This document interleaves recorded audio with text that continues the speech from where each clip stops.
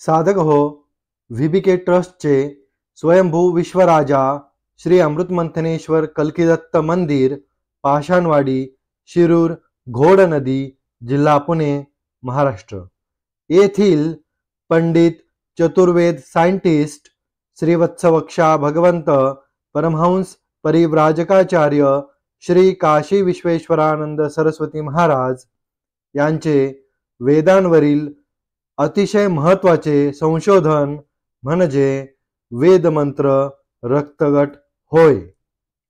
8/8/1960 पासून महाराजांचे हे संशोधन समाजाच्या कल्याणासाठी उपलब्ध असून आतापर्यंत लाखो भाविकांनी साधकांनी याचा लाभ घेतला आहे.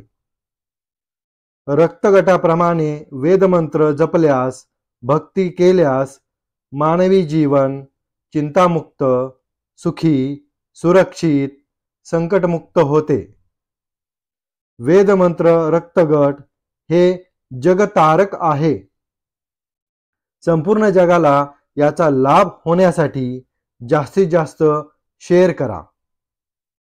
ओम वक्रतुंड महाकाय सूर्यकोटि समप्रभ निर्विघ्नं कुरु मे देव सर्वकार्येषु सर्वदा.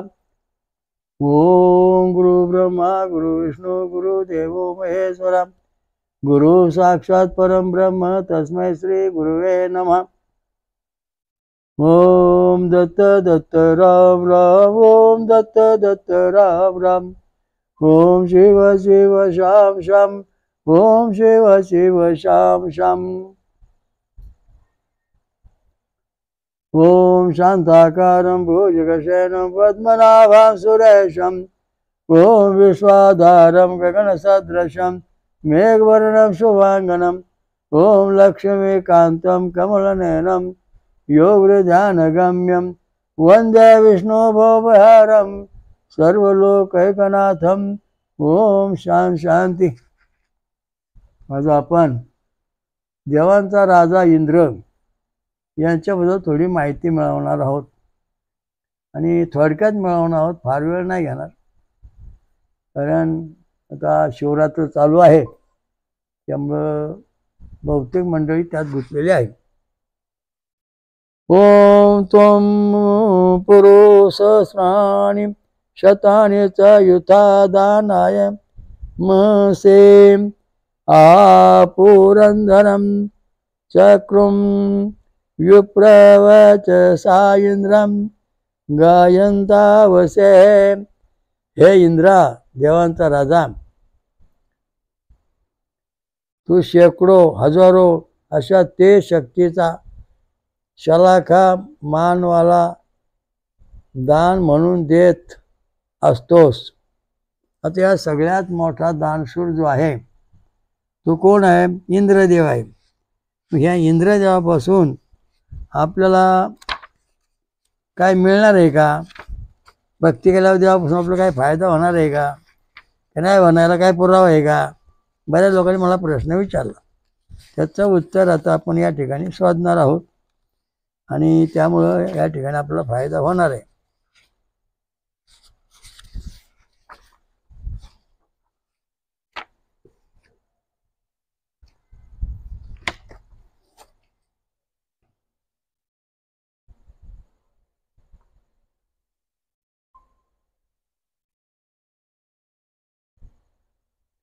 आता याचा जो ऋषी आहे तो गर्ग प्रगत ऋषी आहे, इंद्रदेवता आहे आणि ब्रतिछंद मानधनचा स्वर आहे. आता या इंद्रदेवाची भक्ती केल्यानंतर आपला खरोखरच सुख शांती मिळेल का? या देवाची भक्ती करून काय होणार आहे? कोणत्या देवाची भक्ती केल्यावर आपला काय सुख शांती मिळेल हे याच्यामध्ये महत्त्व सांगितलेलं आहे.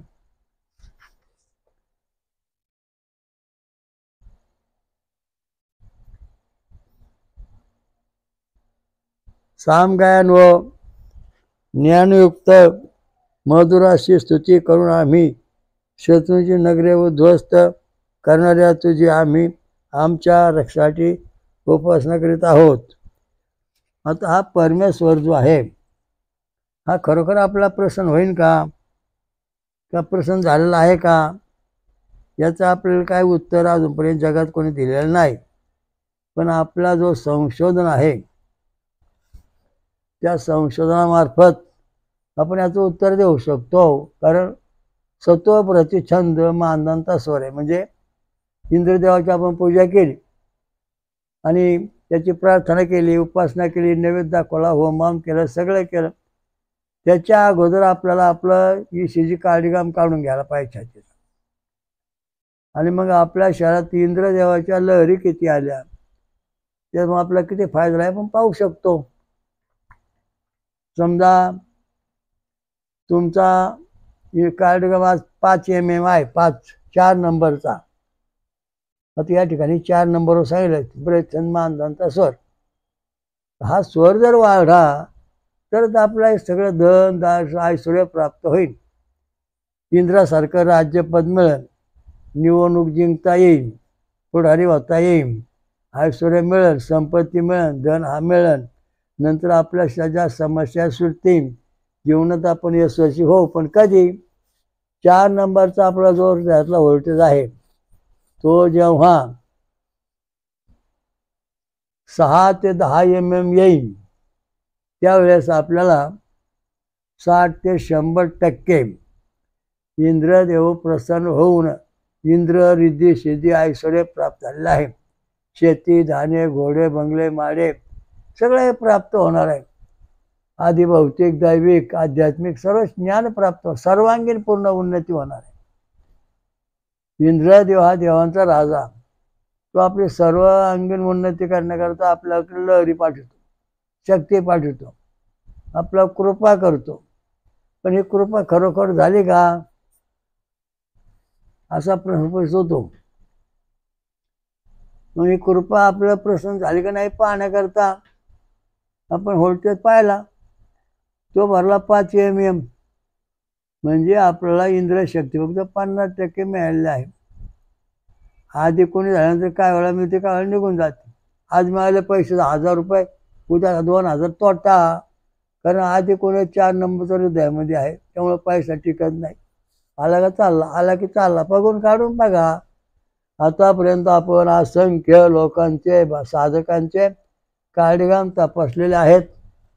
3 नंबर आणि 4 नंबरवर लक्ष्मीचं अस्तित्व असतं, हे सिद्धांत तिथं पाहिलेलं आहे. तर आता इंद्रदेवाकडे जी लक्ष्मी आहे, कुबेर लक्ष्मी, इंद्रलक्ष्मी, गडगड संपत्ती, हे सगळं इंद्रदेवाकडे आहे. तेव्हा इंद्र हा देवांचा राजा, त्याला प्रसन्न करायचं, स्तुती करायची, सोमरस द्यायचा, होम हवन करायचं, जप तप साधना करायची. आणि हा परमेश्वर आपल्याला प्रसन्न झाला की नाही. अरे आपली 2 माणसं माझ्याकडे होती. 2 माणसं माझ्याकडे म्हणले, महाराज त्यामुळे आमचे काळजीगाम आणले. एक कोट्याधीश माणूस होता, त्याचा 4 नंबरचा व्होल्टेज 10 mm होता. आणि त्याचा जोडीदार होता गरीब, त्याचा MM होता 3 mm. गरीब पैसे खायला अन्न नाही, कधी मिळालं कधी नाही, अशी त्याची अवस्था. म्हणलं बाबा तुला जर पैसे सुधारायचे असन तर हा तुझा 4 नंबरचा व्होल्टेज असा आला पाहिजे. इंद्रदेवाची भक्ती करा, इंद्राय नमः, इंद्रदेवाची स्तुती करा, त्याचं गाय भजन करा, होम हवन करा आणि 6 महिने या. झालं. दोघं घरी गेले. तो श्रीमंत म्हणला आपलं काय करायची गरज नाही, आपण आता कोट्याधीश आहेत, आपल्याला काय काळजी करायचं कारण नाही. आपला व्होल्टेज बरोबर 10 mm आहे आणि त्याचा दरीचा 3 mm, ते काय सुधारतं काय, मोठं होणार नाही. अशी एकमेकांची निंदा करायला सुरुवात केली. आणि 6 महिने दोघं जण आले. म्हणलं काय भाऊ कसं काय. म्हणलं आमचे काळजीगाम दाखवा तुमचे. जो गरीब होता त्याचा काळजीगाम 6 mm वर आला. त्याला नोकरी पाहिजे नव्हती, नोकरी मिळाली, पैसे मिळाला, धन मिळालं, गाडी मिळाली आणि चांगला रुबाबदार कारभार करायला लागला. हा श्रीमंत जो होता गर्व झाला त्याला, काही खाऊ आकडं तिकडं, अमंगल तमुक से काय देवधर्म नाही, काय नाही, आम्ही असे तसे लागले, मिटिंगी मोठमोठ्या पार्ट्या. त्याचा काळजीगाम आला 3 वर, झाला भिकारी. पैसा राहिला नाही, होता विकावं लागलं सगळं. म्हणलं तुम्ही सगळं विकलं साहेब. का बरं? का तुमचा कार्डिओग्राम खाली आला, ईश्वरी शक्ती तर कमी झाली. अंधश्रद्धा नाही, सत्यश्रद्धा आहे. प्रत्येकाने आपलं तपासून बघा आणि मग बोला. मग 3 नंबरचं आणि 4 नंबरचं व्होल्टेज त्याचे खाली गेले. व्यापार धंदा पाणी समाजाची प्रतिष्ठा कमी झाली.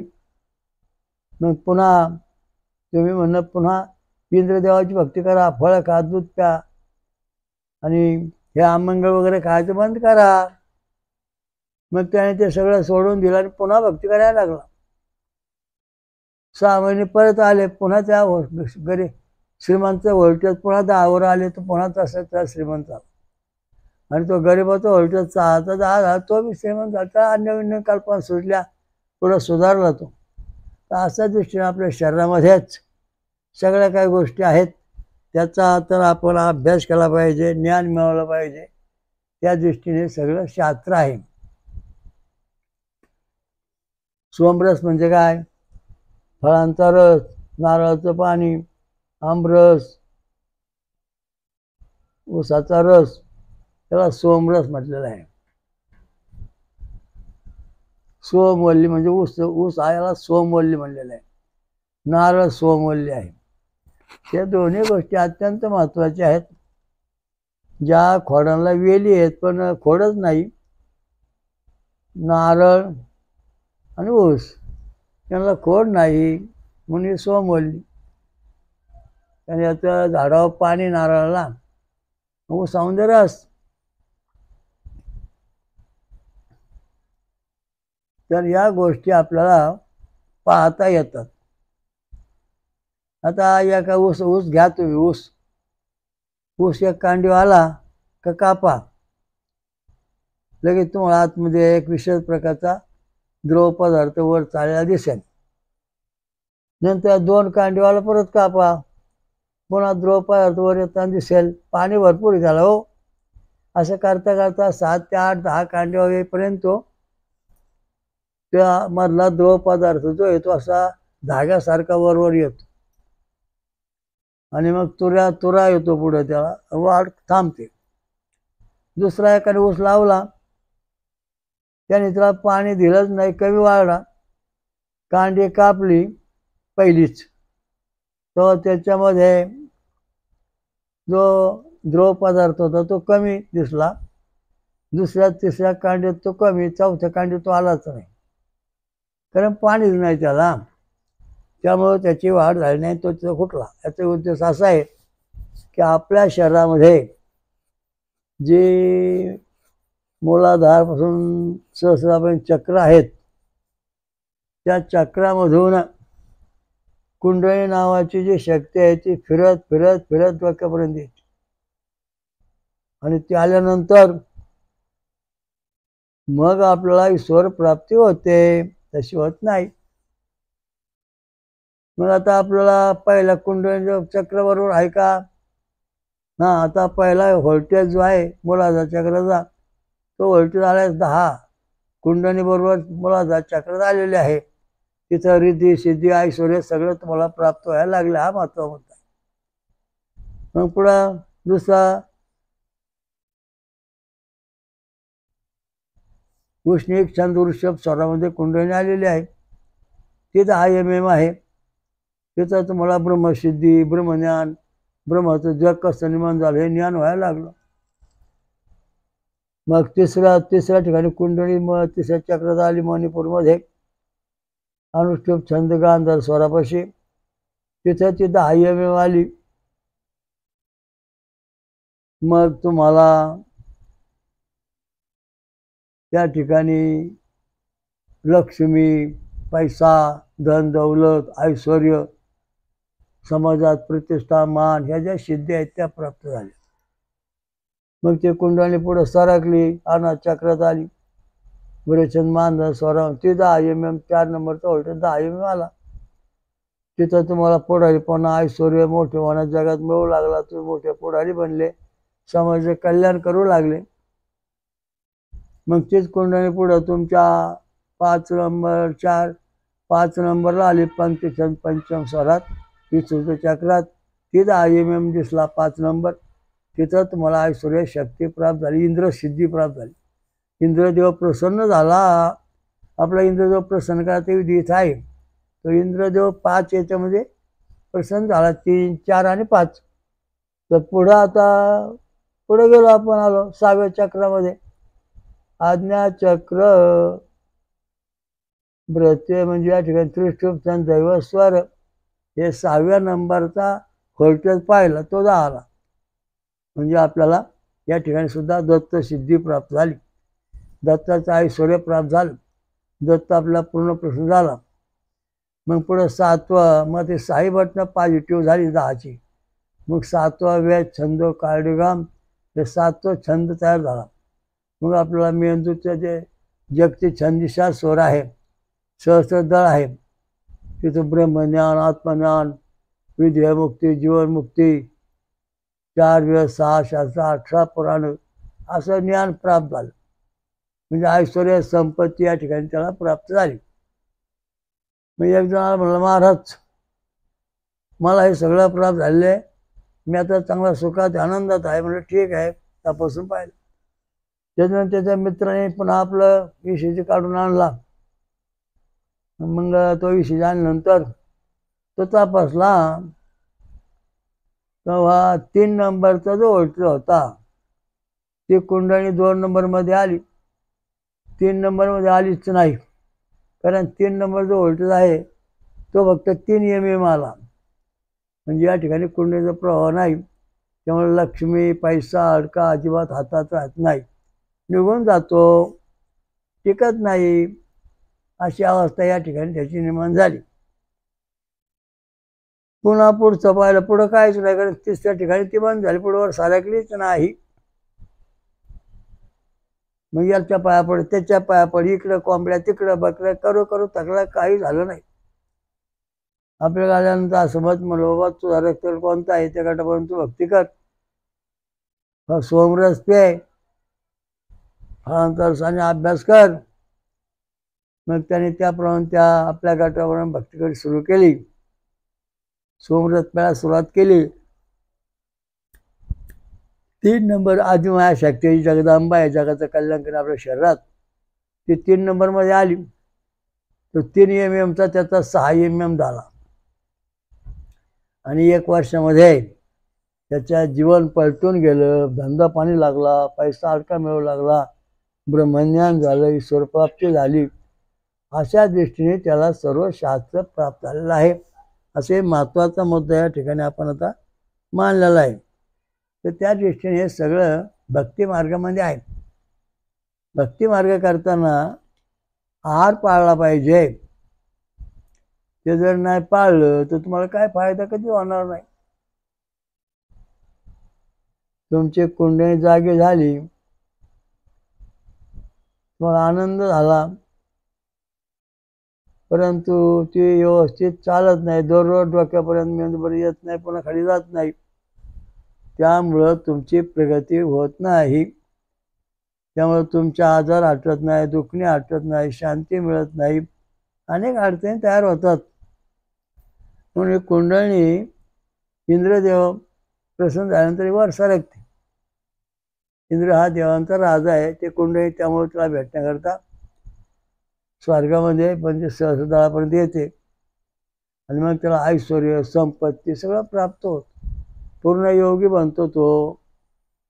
तर या कारणास्तव आपल्या शरीराची कुंडली शक्ती आहे, दैवी शक्ती, ती जागी झाली पाहिजे. हा महत्त्वाचा मुद्दा आहे. मग ही जागी होण्याकरता तुम्हाला सोमरस प्यायला पाहिजे. दररोज शेंगदाणे, साबुदाणा, राजगिरा आणि फळांचा रस या 4ही पदार्थापैकी एक तरी पदार्थ रोज खाल्लाच पाहिजे. तेव्हा तुमच्या शरीरामध्ये कुंडलीचा मार्ग बरोबर होईल. आपल्या पाठीच्या मध्यामध्ये कुंडली तयार होते, मध्य रज्जूमध्ये. तो कोणाला दुरुस्त करता येत नाही, झाला नाही.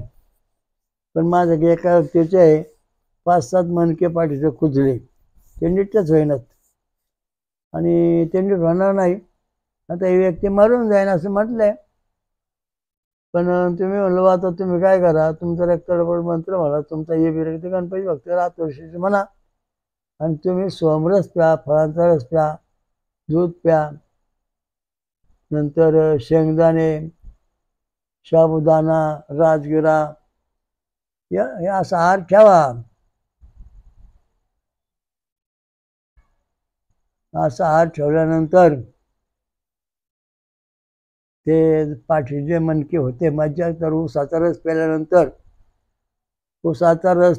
ऊसाच्या मध्ये लोह आहे, पाठीच्या हाडामध्ये लोह असतं, आणि ते लोह ऊसाचा रस प्यायल्यानंतर कुंडली जागी झाल्यानंतर त्या हाडामध्ये पुन्हा नवीन हाडं पाठीचे मणके तयार झाले.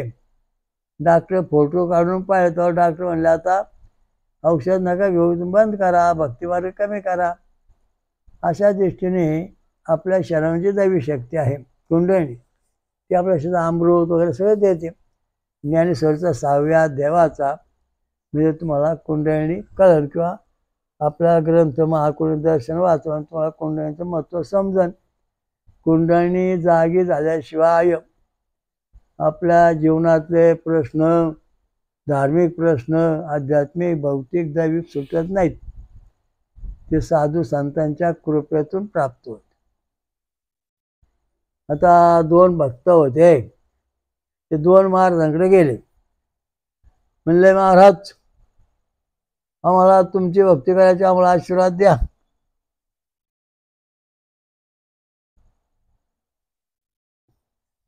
हा महाराज फळं खाऊन दूध पिऊन राहणारा, कंदमुळे खाणारा हिमालयातला, जा बेटा तुम्हाला कल्याण होगा बोले. अच्छा, काय देणं नाही घेणं नाही, आशीर्वाद घ्या. तसा दुसरा एक महाराज होता, आममंगळ खाणारा. त्याच्याकडे एक जण गेला, त्याने त्याचा आशीर्वाद मागितला, जेव्हा बेटा ठीक होगा बोले. त्याने याला आशीर्वाद दिला. आणि पुढं याला संवेदना, अदृश्यातून दृश्य हा विद्यार्थी प्रश्न आहे. संकल्प विधी जो शंकराचा मग सांगितला तशा प्रकारचा त्यात आहे. तर तो जो योगी होता शाकाहारी, त्याच्या शरीरातून ज्या लहरी आल्या त्या जशाच्या तशा हा जो फळं खाऊन दूध पिऊन राहणारा साधक होता त्याला प्राप्त झाल्या. तो योगी बनला, त्याच्या जीवनातले सगळे प्रश्न सुटले, श्रीमंत झाला, ऐश्वर झाला, याची दे याची डोळा, ते सगळं सुख भोगलं.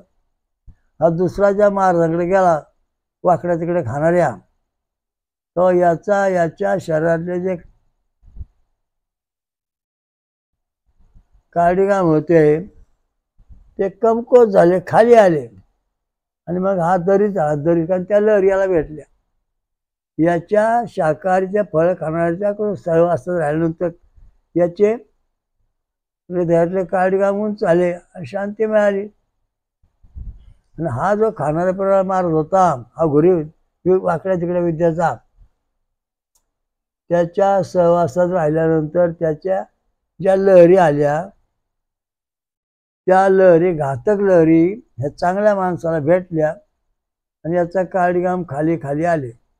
पहिला तो श्रीमंत होता, पण अमंगळ महाराजांच्या पाया पडल्यानंतर याचे जे खोलटेज होते 6 ते 10 ते 3 ते 2 वर खाली आले, आणि त्यामुळे हा भिकारी झाला. मग ते दोघं माझ्या गाडी म्हणले महाराज त्याचं चांगलं आमचं वाटोळ झालं. म्हणजे तुम्ही गुरु कोणते केले त्याप्रमाणे घडलेलं आहे. मग तुम्हाला फळ खा, दूध प्या, चांगल्या मार्गाने या, तुम्हाला होईल फायदा. सोमरस प्या, त्याप्रमाणे इंद्र जो आहे तो आपला प्रसन्न होताना आपले व्होल्टेज जे आहेत हृदयातल्या मेंदूची EG हे समतोल एकमेकांना जोडून ठेवतो सोमरसाने. त्यामुळे आपली प्रगती होते, तशी होत नाही. काही खाऊन कसं होऊन प्रगती होणार नाही, होत नाही. जो उत्तम शाकाहारीमधून फळं खाणार आहे त्याची प्रगती होते. आता हृदयाचे काडीगाम 1 नंबरमध्ये आणायचे म्हणजे तुम्हाला दररोज सफरचंद खाल्ला पाहिजे, सफरचंदचा ज्यूस प्यायला पाहिजे. असं जेव्हा तुम्ही करता तर तुमच्या शरीरातले व्होल्टेज जे आहेत हृदयातले ते पॉझिटिव्ह होणार आणि मग तुमच्या जीवनातले पण सुटणार. तसेच ठेवू शकत नाहीत. ह्या देवाकडे पळ त्या देवाकडे पळ, ह्या बापाकडे पळ त्या बापाकडे पळ, इथं आंघोळ कर तिथं आंघोळ कर, काही होणार नाही. कारण अमृत प्राप्त झाल्याशिवाय ईश्वर प्राप्ती होत नाही आणि आपल्याला सुटत नाही. गवळण म्हणे गवळणीला चलत अमृत मंथन स्वर दत्ताला, अमृत पेऊ अमर हो जावो परमधामाला. पंढरीचा राजा पांडुरंग इथे झाला मोहिनी गवळण, देवांना देतो अमृत राक्षसांना देतो मदिरा. असा कार्यक्रम युग युग चाला, काशेश्वर दत्त म्हणे शिवामृत गवळणी. तर अमृत प्राप्ती होईल तेव्हा स्वर्गात प्रयत्न होतो. ह्याने आंघोळ कर, त्या बाबाच्या पाया पड, ह्या बायाच्या पाया पड, काही होणार नाही. हिंदू धर्माचं वाटोळ्यामुळं झालं. तुम्हाला स्वतःहून प्रयत्न करून अमृत प्राप्ती करावी लागन, सोमरस प्यावा लागन, साधना करावं लागन, तेव्हा तुम्ही ईश्वर प्राप्ती करू शकता. परमधामात जाता तसं जाऊ शकत नाही. आणि धर्माचं खरं शास्त्र समजून घ्या, त्यामुळं तुमची प्रगती होईल. ओम श्री अमृतमंत्र कलकत्ता महाराज के जय. स्वयंभू महापंचसागरेश्वरी महादुर्गा शाकंभरी माता की जय. हातृसिंह की जय. अलसा माता की जय. सूर्यदेव देवतां की जय. साधु संतान की जय. धर्म की जय हो, धर्म की जय हो. श्री गुरुदेव दत्त. हरिवंत. ओम शांती. सर्व साधकांनी महाराजांच्या या वेदमंत्र आणि रक्तगट संशोधनाचा प्रचार करावा. VBK ट्रस्टची योजना बेकारी संपविणे. वेदमंत्र आणि रक्तगट प्रचार करा, समाजाकडून मदत होते. जगभर घरोघरी प्रचार करा. अधिक माहितीसाठी पुढील पत्त्यावर भेट देणे किंवा संपर्क साधणे. VBK ट्रस्टचे स्वयंभू विश्वराजा श्री अमृतमंथनेश्वर कल्किदत्त मंदिर, पाषाणवाडी, शिरूर, घोडनदी, जिल्हा पुणे, महाराष्ट्र. हरिओम दत्त.